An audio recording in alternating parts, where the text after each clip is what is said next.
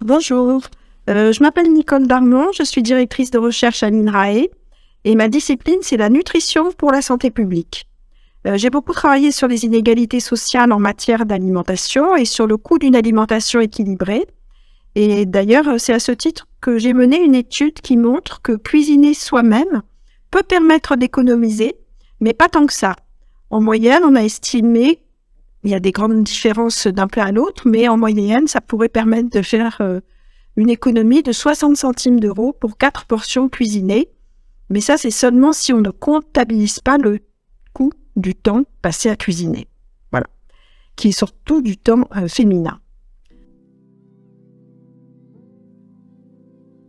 À part cette étude-là, j'ai jamais vraiment directement travaillé sur la question de la cuisine maison. Et je vais donc m'appuyer sur des études conduites par d'autres pour vous parler du lien entre la cuisine et l'équilibre alimentaire ou la cuisine et la santé.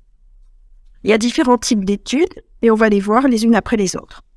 Les plus courantes, les plus fréquentes sont des études qualitatives, c'est-à-dire qu'elles sont basées sur des entretiens approfondis avec des mangeurs. Et toutes ces études mettent en avant des bénéfices en termes d'estime de soi, donc des bénéfices déclarés par les mangeurs, en termes d'estime de soi, de bien-être et de reprise en main de son alimentation. Par exemple, lorsqu'on demande aux gens ce que signifie pour eux le fait de savoir cuisiner, ils vont citer spontanément l'autonomie, l'indépendance et la connexion aux autres. Alors ensuite, il y a tout un champ de recherche qui est basé sur des enquêtes quantitatives avec deux types d'études transversales ou longitudinales. Donc les études quantitatives, ça veut dire qu'elles sont basées sur l'analyse statistique d'enquêtes menées sur des grands échantillons de population. Et les études transversales, ça veut dire qu'on étudie au même moment l'objet qui nous intéresse, c'est-à-dire le fait de faire la cuisine, et les différents facteurs associés à cet objet. Donc ces études quantitatives transversales montrent que les repas cuisinés à domicile contiennent en moyenne plus de fruits et de légumes que les autres repas, et que les personnes qui font souvent la cuisine ont généralement une alimentation plus équilibrée que celles qui cuisinent peu ou pas. Donc c'est en se basant sur les conclusions de ces études que plusieurs pays, y compris la France, ont décidé de promouvoir le fait de cuisiner soi-même dans leurs recommandations nationales. Cependant, comme ces études sont transversales, en fait, on ne peut pas en déduire que c'est parce que les personnes font la cuisine qu'elles ont une alimentation plus équilibrée. Il est également tout à fait possible qu'elles fassent plus la cuisine parce qu'elles prêtent plus attention à l'équilibre de leur alimentation. Et en plus, il faut savoir que cette relation a priori bénéfique entre cuisine d'une part et puis équilibre alimentaire ou santé d'autre part, en fait, elle n'est pas retrouvée dans toutes les études. Très récemment, il y a une étude du Royaume-Uni, conduite au Royaume-Uni, qui n'a pas observé de différence du tout entre des personnes qui cuisinaient beaucoup ou pas, et ni en termes d'obésité, ni en termes de qualité nutritionnelle de leur alimentation. Et il y a même 2 études américaines qui montrent une relation opposée, c'est-à-dire que l'une d'entre elles montre que plus le temps passé à cuisiner, à faire la vaisselle est important, plus des femmes américaines étaient à risque de présenter un syndrome métabolique et donc d'être en mauvaise santé. Et une autre américaine aussi montrait que passer plus de temps à faire la cuisine était en fait associé à des repas plus caloriques et n'était donc pas une garantie d'avoir une alimentation plus équilibrée. Alors, à vrai dire, les études quantitatives longitudinales sont beaucoup plus robustes, mais il n'y en a que 2. En tout cas, à ma connaissance, je n'en ai vu que 2. Il y a une étude américaine qui montre que la prise fréquente de repas à domicile, plus de 11 fois par semaine versus moins de 7 fois par semaine, est associée à un plus faible risque de développer un diabète, et après 8 ans de suivi. Et c'est vrai indépendamment de tout un tas de facteurs de risque sociodémographiques ou comportementaux. Donc, en poussant plus loin leurs analyses, ces chercheurs ont montré que cette relation, cet impact bénéfique, on peut vraiment parler d'impact, est expliqué en grande partie par une moindre prise de poids pendant les années de suivi chez les personnes qui mangent plus souvent chez eux. C'était vraiment la consommation de repas au domicile. Alors, pour l'étude française, elle porte sur les participants de la cohorte Nutrinet et elle, c'est la seule à être vraiment ciblée sur l'acte culinaire avec des questions sur les aptitudes culinaires, la préparation à partir de produits bruts, l'équipement de cuisine, le plaisir de cuisiner, l'envie de mieux cuisiner et l'envie de cuisiner plus souvent.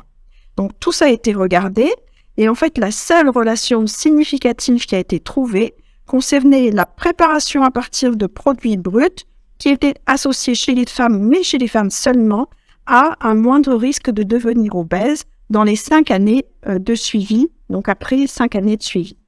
Et en plus, ce résultat était entièrement expliqué par des consommations plus importantes de fruits et légumes, et vraiment plus importantes puisque c'était 150 grammes par jour de fruits et légumes en plus chez les femmes qui avaient un fort score de préparation à partir de produits bruts versus celles qui avaient un faible score. Alors rapidement, le dernier type d'études sont les études d'intervention. Donc vous voyez toutes les études qui mettent les gens en situation de faire la cuisine, comme les ateliers cuisine qui sont très populaires dans de nombreux pays. Et c'est surtout pour le lien social en fait que les participants apprécient cette intervention, ce type d'intervention. Malheureusement, aucune des études sur les ateliers cuisine n'est suffisamment robuste pour en tirer des conclusions sur l'impact d'avoir participé à un atelier sur les habitudes alimentaires et encore moins bien sûr sur la santé. Mais elle montre quand même, ces études, une augmentation des compétences culinaires et de la confiance des personnes dans leur capacité à mieux cuisiner si elles ont suivi ce type d'atelier. Il y a aussi une étude du CREDOC dont je voudrais parler. Elle donnait la parole à un panel de citoyens pour définir les achats et les budgets nécessaires pour une vie décente. À propos des plats cuisinés du commerce, ces citoyens avaient conclu que la consommation de plats tout prêts, 1 à 2 fois par semaine, était souhaitable, car cela leur permettait de gagner du temps et de passer une soirée sans avoir à faire la cuisine. Donc on pourrait peut-être retenir ce chiffre de 1 à 2 fois par semaine comme fréquence de consommation acceptable pour les plats cuisinés du commerce, en veillant à choisir, bien sûr, ceux qui contiennent des légumes et qui ne sont pas trop caloriques ni trop salés.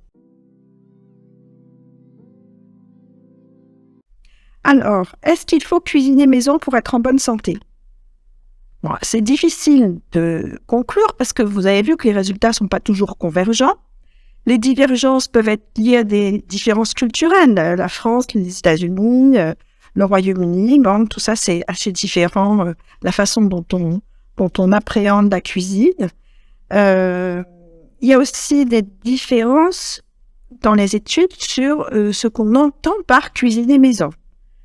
Comment on le mesure ? Il y a certaines études où c'était le temps passé à cuisiner, parfois en incluant même le temps passé à faire la vaisselle, ce qui n'est pas si bête, ou bien la fréquence de repas pris à domicile, ou bien des questions plus précises comme dans l'étude française, des questions sur la culinarité. Alors moi, je voudrais rajouter quelque chose qui me semble important. D'abord, se rappeler que la France est un pays où on cuisine encore beaucoup. Le temps moyen passé à faire la cuisine est de 1 heure par jour pour un couple. Préparer un repas pour 4 prend 35 minutes en moyenne. Je rappelle que donc 75% de ce temps passé à cuisiner, c'est du temps féminin.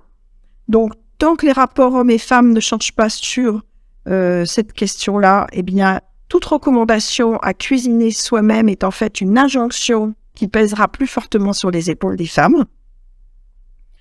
Alors, ensuite, si on fait un peu une synthèse de tous les résultats de ces études, on peut dire que cuisiner, probablement, peut permettre de valoriser l'estime de soi et le lien social. Ça peut permettre de maîtriser les quantités de sel, de sucre, de gras dans les plats, mais pas toujours.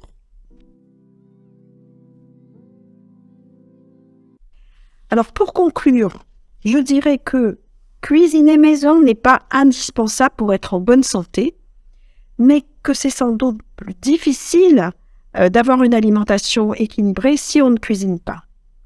Il me semble qu'on peut raisonnablement supposer, en tout cas c'est ce que je pense, que cuisiner peut aider à être en bonne santé, mais sous 3 conditions au moins. 1, si ça n'est pas perçu comme une contrainte. 2, si on cuisine préférentiellement à partir de produits bruts. Et 3, si on en profite pour végétaliser son alimentation, en jouant sur les couleurs, les saveurs, en utilisant des épices et des herbes aromatiques, et en tablant sur la diversité. Diversité de légumes secs, de graines, de noix et fruits oléagineux, et de céréales complètes. Voilà, donc comme d'habitude, tout n'est jamais parfaitement blanc ou noir. Il y a des nuances, et je pense qu'elles sont intéressantes à connaître. Merci de votre attention.